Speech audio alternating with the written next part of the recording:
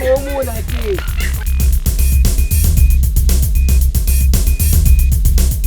Lingaki yo mingi, Janina. D'abord, ça j'ai la calme. Ça va ndako beba bakiti za kusuki bakiti buka la.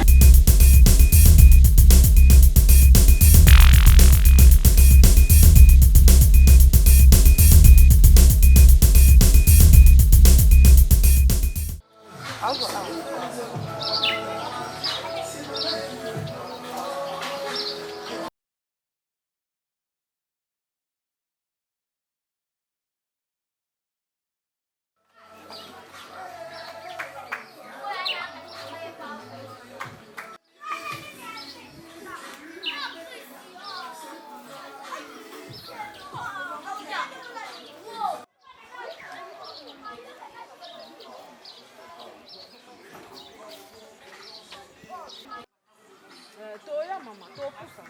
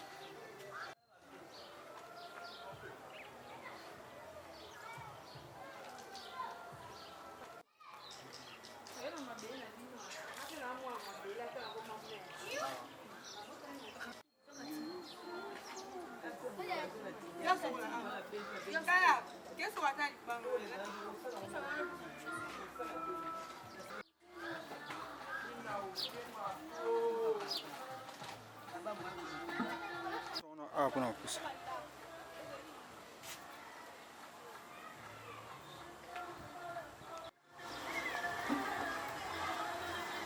Mama njini mweki nini mweka. Nida mweka mchasa.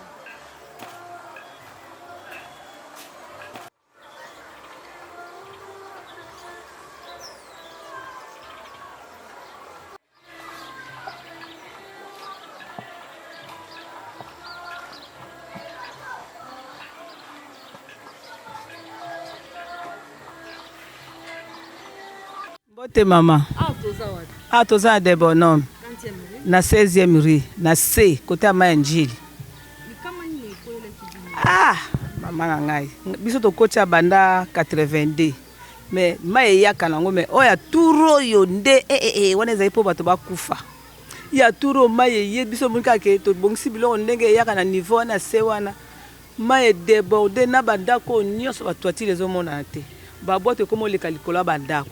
To kimi to moi kama ezo pusa tozo kima kaka tozo kima tie kina esika mai kende ko suka mai sali 4 jours si ma 4 jours tozo ngabanda ko moi te biloko nyonso bebi tala bambetu nyonso bebi bilamba nyonso bebi basani kutu koloba te donc biloko nyonso tali papa ngana ladi ya niveau na ngate na lokoti kabo na chena mako donc moi kutu koloba ezate ba konza mboka batela biso likambo soki bango ba kolongola biso ba ke ko tia biso bisika ba poneli biso tokei mais pour la situation aboy moyen ezate ou bien bazwa moyen ba canaliser ma njili wana ndenge ma ekota ke sika na po eza itika biso ta moi ate ko kota mais ekota ndenge ekota kate po ma ya kanango ekoti na lopango leso na ndako ekotika mukie après au moins la bino bozvandi na bino leso to chaka bambeto likolo to lela so likolo mais oya turo do moya ko vana na lopango ezate moya ko lana bandako ezate do moya ko sala autre mais na bano ya mike to ke na bango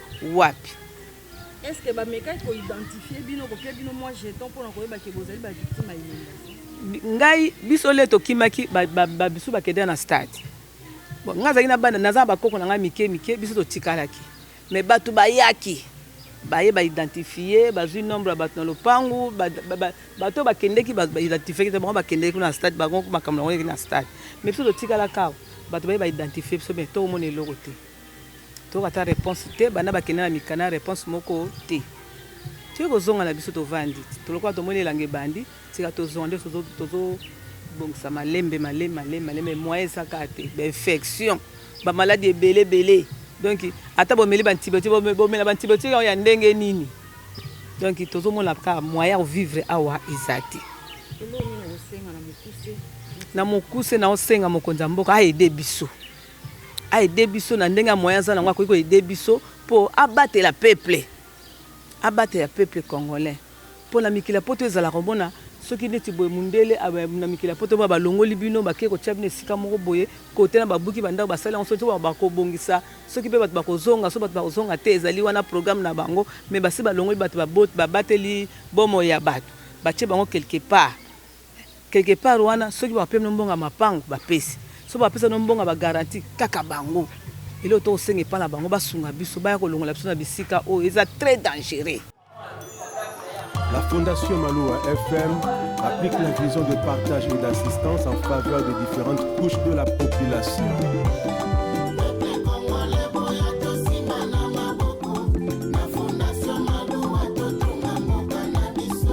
Fondation Maloa, Fondation Ezali, Fondation Maloa, Osalisa ba Congolais. Moto ya mayele pe ya bwania ya lingaka mboka na ye Maître Maloa Bili totombeli yo longonya yo nzete ya malili ya ba Congolais kasungaka mpona kate Ernest Mobimba tozali nsima na yo Fondation Maloa espoir na Congolais boya tosima na commune Matete. Des bonhommes sur 16e rue. Bon, mais là, il y a des inondations très catastrophiques. Donc, jamais vu. Moi, je suis né ici, grandi ici. Selon l'histoire de il n'y a jamais eu d'inondation dans le secteur Oyo. Des bonhommes dans la localité Kwete, Malemba, Mazibe, comme ça, Oyo. Peut-être que Maïe est débordé dans la terre, il y a 3 ou 4 mètres cubes. Mais à la grande surprise cette année, tout le monde est quand même 15 mètres cubes. Donc le secteur est là qui inondé gravement.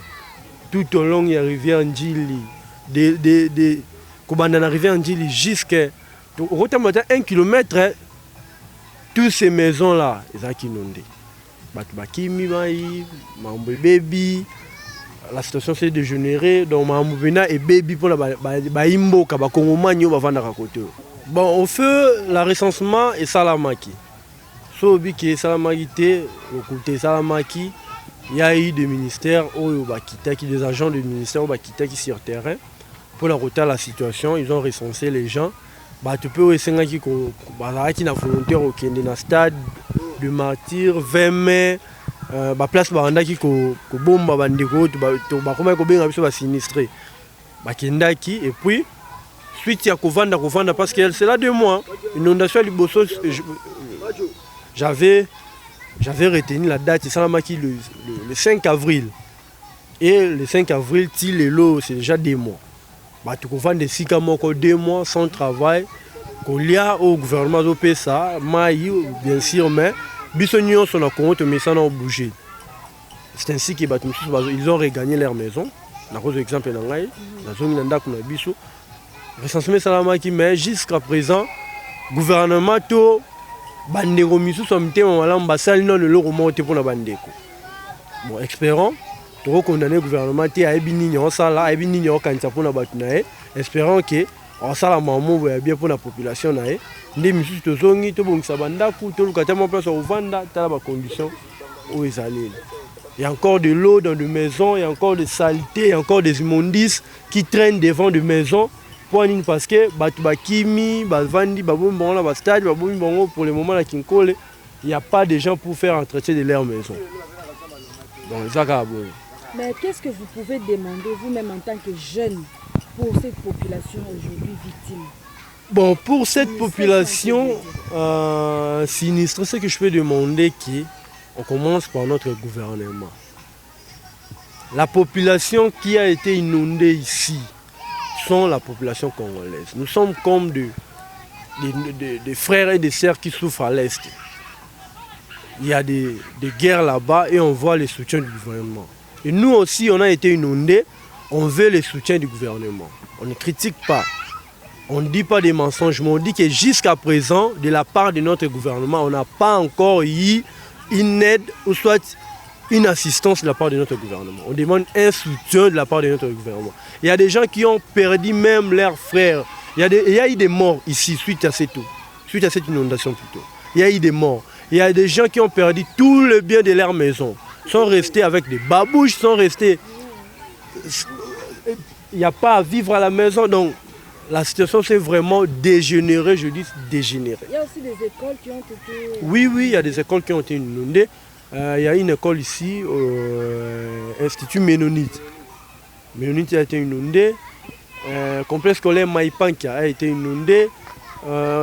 Complexe scolaire Libongo a été inondé. Il y a vraiment des écoles ici qui ont été inondées. Maxel aussi a été inondé. Les écoles n'ont pas repris leurs activités. Bon, ils ont repris leurs activités, mais les activités n'ont pas repris comme telles. Parce qu'il y a des documents de l'État qui sont perdus, qui sont noyés. Je ne sais pas qu'est-ce qu'ils peuvent faire pour qu'ils puissent récupérer cela. C'est faux. Il n'y a pas une construction anarchique ici. Parce que je suppose que tout celui qui construit ici part voir des services de l'État pour avoir des documents avant de construire. Est-ce que, moi je me demande, ou soit je pose la question à ceux qui disent que, il y a des constructions anarchiques. Est-ce qu'un ministère comme le ministère d'Habitat ou de l'autre là, c'est quel ministère? C'est urbanisme. Est-ce qu'ils peuvent donner à quelqu'un les documents sans qu'il puisse savoir qu'est-ce qu'il veut construire et comment il veut construire? C'est faux. Quand tu délivres les documents, c'est qu'ils ont fait leur descente, ils ont fait les études, ils ont compris que vous pouvez construire en homme libre. Et quand ils vous donnent les documents, vous construisez. Quand le site est inondé, ce n'est pas parce qu'il y a des constructions anarchiques. Mettez vos caméras ici, regardez là où les gens ont construit, ils ont mal construit, moi je ne crois pas. Il y a seulement, bon, c'est une catastrophe naturelle pour moi. Déjà les sites, souvent, dans le mois d'avril, quand il y a dans les saisons pluvieuses, quand il y a vraiment de pluie, il y a des gens qui sont inondés, mais pas la manière dont nous sommes inondés ces derniers temps. La manière dont nous sommes inondés ces derniers temps, l'inondation a frappé à peu près 1 kilomètre de commençant à la rivière Ndjili jusqu'à la chaussée des Lumières. Moi, depuis que j'étais né, je n'ai jamais vu l'inondation quitter la rivière Ndjili et revenir jusque dans notre maison. Non. Déjà, en voyant cela, je comprends que c'est une catastrophe naturelle.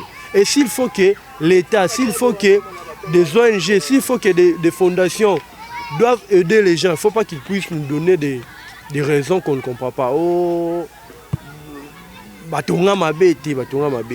derrière, le site n'est pas construit.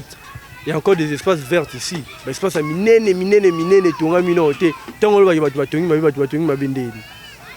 c'est faux,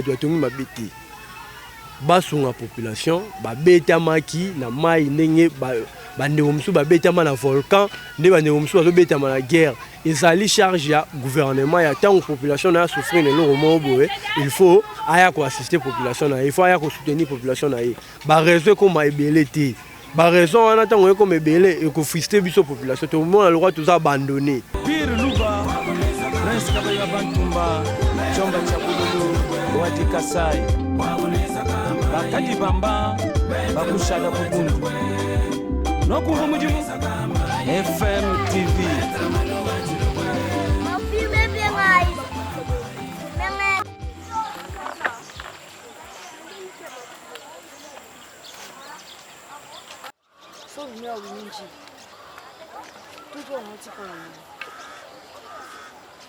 Situation oyo to vivre nango mai eyaka oui inondation eyaka nango ezali catastrophe naturelle mais oyo eyaki tour oyo eyaki vraiment et débordaki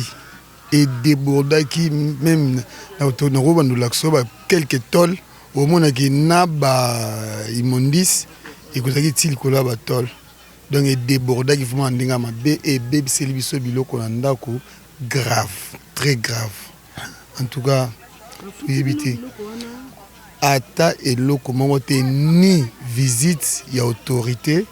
Mongo boyaye, on a proposé biso ata o et loko boye rien. kaka bato bazoyebisa biso kaka o bakende na stade bao bakende na stade en tout cas jusque là biso moyen tokende na stade ezate nous sommes le père des familles il faut bana bazali il faut bana balia bana bakende classe nde naza na perte ya biloko nyonso ya bana o ya classe ya scolarité ya bango nyonso ebebi na perte na bandeli ko bana bandeli sur rentrée scolaire x2 yango wana vraiment naza na souci makasi tala jusqu'à présent nakoka te kosokola nini éponge na nga te tala éponge na nga yango wana bande vandi nakoka te kosokola yango te bakiti yango wana bande bebi donc moyen kuta kosasu autrement eza te tv na nga so tokoti meme na ndako okuta tv na mai elakisaka susu te radio epanzana makambo nyonso vraiment makambo ya donc moto oyo azoya koporte biso main forte aza te et l'état est bien normal l'état est bien bien baveni nyonso eza urbanisé eza bien eza mai ya njili nde eza débordement ya mai ya njili nde salami ezali teke o totongi mabe o alobi totongi mabe aza moto alokuta totongi mabe te totongi très très bien totongi mpena na bavoix eza normal mpe bandako totongi yango na kabila te etongami banda mobutu soko landi ba construction presque oyo eza côté eza ba construction oyo ya deux toitures à l'époque deux toitures nde ezalaki bandako oyo ezalaki koprimé somoni ba construction ebele eza côté eza ba deux toitures donc totongi yango normal ezali quartier oyo ezalaki etekami normalement eza bien urbanisé eza na baveni oyo ezali normalement de 1 à 1000 ou de 1 à 100 en tout cas oyo nakosenga na bino bakonzi botala mpe mpasi na biso tosouffrir mpe mingi mais bakosa bino te ke oyo totongi place oyo ezali epekisami non totongi place ezalaki normal tosenga mpe bino botala mpasi na biso bolanda te baoyo wana baye koyebisa bino ke non tokende na bastade tokende na boye biso nde bavictime biso yeyo bonde nini chaîne FM eyomona nde biso na kati ya mabele biso nde bavictime boya soki ya kopesa boya koyede biso na mabele place biso todindeli baoyo wana tozwi kuna bamosusu bazali bana ngaba bamosusu bana lemba bamosusu bana ya kitambo bamosusu bana ya kalamo oyo kutu baza bavictime na catastrophe oyo te soki bosangisi bango kuna si s'agit ya kopesa bango boyebisa bato wana bazonga na bali na bango après bino boya sikoyo boya sikoyo bino mo bomoni bato bazali ba victime ne bopesa bango oyo bomoni ke bopesa bango so opeseli bango kuna eboso mwana kauka zwi yo koyeba ndenge ni soki mwana oyo ya Mumbela zwi soki mwana oyo ya Kasavubu mwana oyo ya zona Kishasa okoyeba ndenge ni yaka ozwa biso na biso ba victime ozwa biso place bandolakisa o place mai bandi mai to dindi na mai awa eza à peu près 3-4 km au mai des rivières Njili si place mai suki c'est 3-4 km ya débordement mai or ezalaka te ndako na biso boyo mai eti talaka mai eza likolo ya kolosra donc to souffrir makasi tosepela mpe na gouvernement soki bakoya koyede biso en tout cas nzambe mpe apambola bo bonjour maman awa eza quartier maziba hein?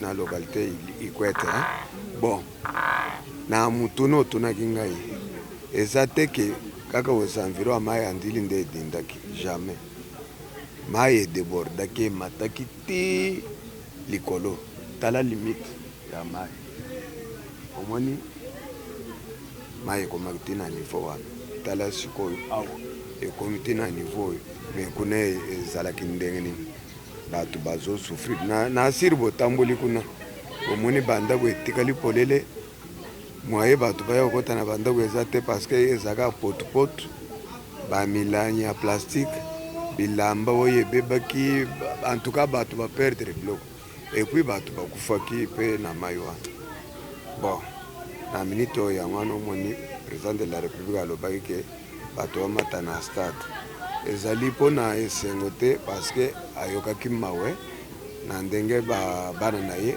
baza kosouffrir. Yango wana tozozela kaka gouvernement ye moko nde akoyeba nini akosala na bato wana toza identifie. Ngai mpe nakotaki mai mwa ete biloko ebebaki na minute o mwasi na ngai aza na stade ontala kaka soki otiki mpe oyo etikali wana omwana bamiyibi mpe balalaka te.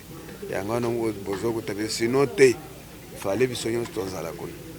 Bandeko mosusu baokanisaki eza baconstruction anarchique nde provoke bainondation te, eza bongo te. Wana eza bongo te, ezali mai eyaki na ndenge mabe. Ça fait longtemps ezali ka mais oyo nde eyaki mpenza na ndenge mabe. Eza première fois te. Mai ekotaka bato donc tovivaka na basouffrance. Kaka mwa 2 jours omoni kamwa elanga esali yango nomoni tolate tomwa sapato oyo sapato ezobeba donc mwa ete mpona ngai parce que na bato bazalaki kala koto oyo balobi ke mai ya ndili ezalaki kuna na ngambo ya ndili. Sikoyo bachinois nde baye kodeborde mai wana batindiki yango koto oyo parce que basombaki bakoto wana basala babilanga na bango tout ça. Yango wana omoni sikoyo mai ekomi kokotela bato tout ça. Bon, gouvernement soki azwi décision yake baya nanu kokanalize ndili wana et puis na seboyi eza mabanga ya minene donc mai ezokenda facilement te. Yango wana omoni zelo ezotonda. Mais mai ezalaki kokota boye te. Oyo ezali première fois ya kokota.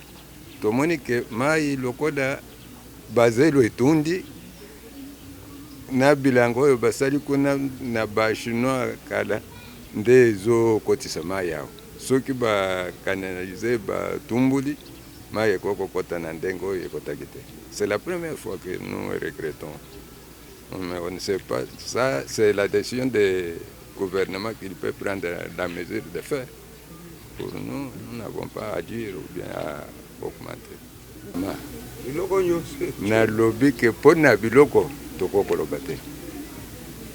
Ba mikanda ya tulasa, ba mikanda ya mapango, ba biloko ya cher parce que ndenge kotaki oyo, c'est la première fois parce que quand mai kotaka toyebi ke esukelaka kaka boyi totie biloko na biso likolo e polate ezala bien mais ya tour oyo e débordé ba biloko nyonso ya ndako bakiti ba toloba ke biloko nyonso ya ndako ebebaki tala ndenge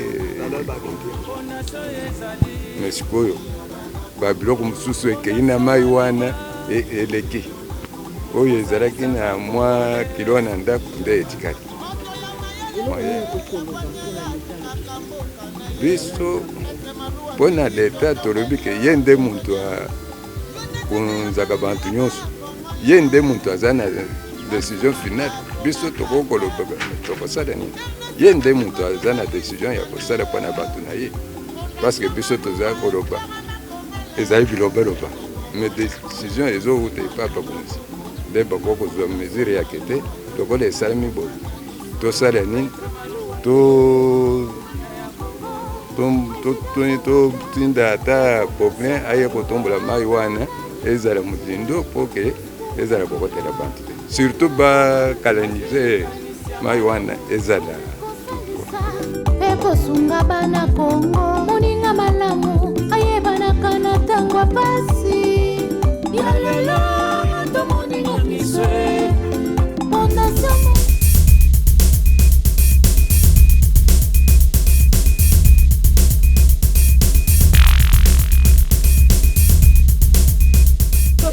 ata lelo te ate loko ata na tomona te